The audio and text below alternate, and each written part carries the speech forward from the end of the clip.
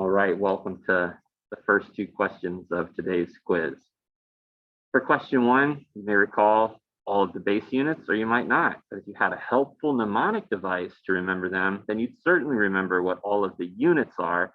Don't get confused with a quantity like current, which is measured in the base unit amp, which comes from this A here in the mnemonic device.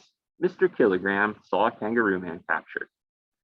This helpful mnemonic device allows you to remember that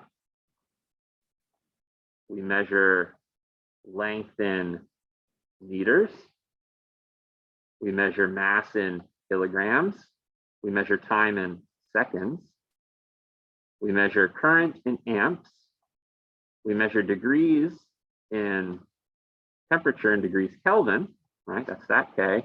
We measure amount of substance in moles, and we measure luminous intensity in candelas for some reason, even though we never really use that unit. Usually watts of power, so like luminous intensity in astronomy is usually watts. So that's a mnemonic device to help you remember the 7 base units in science. All the other derived units derive from those 7 base units, all very well defined. So obviously choice C is correct for question number 1, SI base unit for temperature, Kelvin. Now on to question 2. They give us the density of osmium, which is in sort of base units, kilograms and meters, right? So per cubic meter, so we got a box, that's a meter on every side. And if we filled it full of osmium, there would be a mass of 23,000 kilograms of osmium per cubic meter of osmium. And we basically need to say, well, which of these is equivalent to that? So we could convert, sort of the numerator into micrograms and the denominator into cubic centimeters and see sort of what numbers we get for that. The other thing to do might be to sort of, can we eliminate any of these because they're obviously incorrect?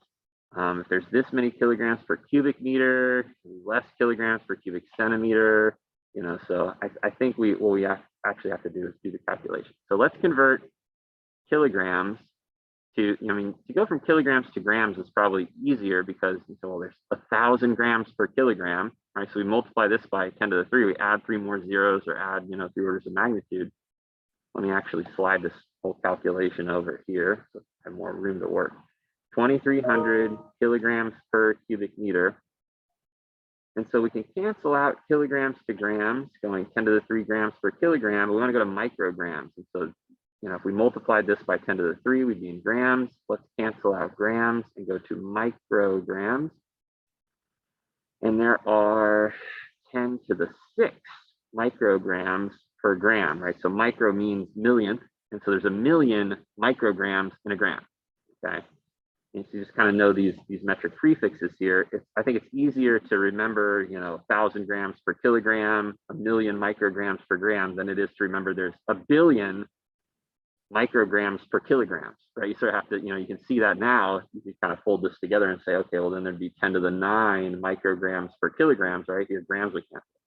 So this, multiplying by 1 billion gets us into micrograms. But that's per cubic meter. We want to look at per cubic centimeter.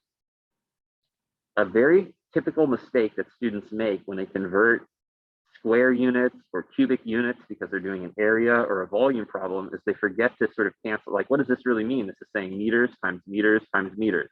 Remember, our box was length times width times height, right? So we got a box that kind of looks like this on a 2D screen, kind of. I guess I could have done better, right? So we got to cancel all of those to get to cubic centimeters. We're canceling out meters to centimeters.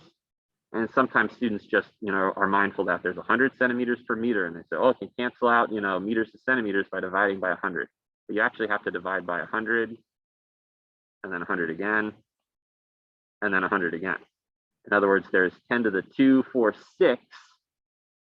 There's 10 to the 6 cubic centimeters in 1 cubic meter, right? Not 10 to the 2, right? We got to account for it for the length, width, and height, right? We're converting all of them. So on the numerator, we're sort of increasing this by a factor of 9, right? By 9 orders of magnitude. I shouldn't say a factor of 9, we're increasing it by 9 orders of magnitude, right? So by 1 billion, but then we're dividing by 1,000,000. So it's kind of like this million will cancel off that million, and it would just be 10 to the 3. So the answer to this would be 230000000. Okay, that's how many micrograms this density is per cubic centimeter. 2.3 by 10 to the 367. So that is wrong. It's not 10 to the 4, it's 10 to the 7. All right, so we just convert it into these units and compare it to the value and say whether or not that's right. And so that one's not correct. Let's try grams per cubic centimeter. Now that we kind of got the basic outline, you should be good to go for, sort of all the rest of these, right? If you didn't have a strategy in mind, you just want to sort of know your metric prefixes and do the conversion. So let's so we've eliminated choice A. Let's hold back up 23,000 kilograms per. I like writing it like this to remind myself what I need to do for that. So now we're going to go to grams. So that's easy. We'll just say cancel out kilograms. There's 1,000 grams, or 10 to the 3 grams per kilogram. So multiply that by 1,000. We got a kilograms. And then remember that we're going in 1 cubic meter. All right, cancel these meters cubes. There's 10 to the 6 cubic centimeters. Right. And so now we'll cancel out cubic meters, cancel out kilograms. We're going to be in grams per cubic centimeter, what we want to be in. And we just got to multiply by 1,000 and then divide by 1,000,000. So you shouldn't need a calculator for this, right? It's just sort of moving decimal points around. But if you get a calculator, might as well use one. 23,000 times 1,000 is 23,000,000, or 23 million. Divided by 1,000,000. 23. Not 2.3, 23. So it's off by we need to slide it right over there and it'd be correct. So that's no good. So you should get 23 for this. So osmium has a density of 23 grams per cubic centimeter. Not 2.3, but 23. If you had a cubic centimeter of osmium, it'd have a mass of 23 grams.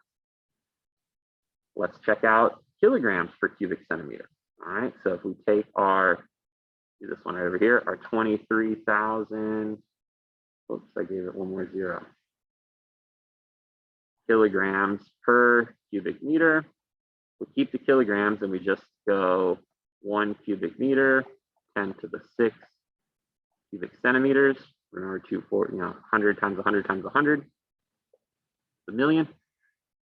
So we've got 23,000 divided by 1,000,000. That gives us 0.023. 0.023 kilograms per cubic centimeter. Okay. So by the process of elimination, it must be choice D, but I wouldn't feel good about selecting it unless I kind of did another calculation and it worked out to be correct.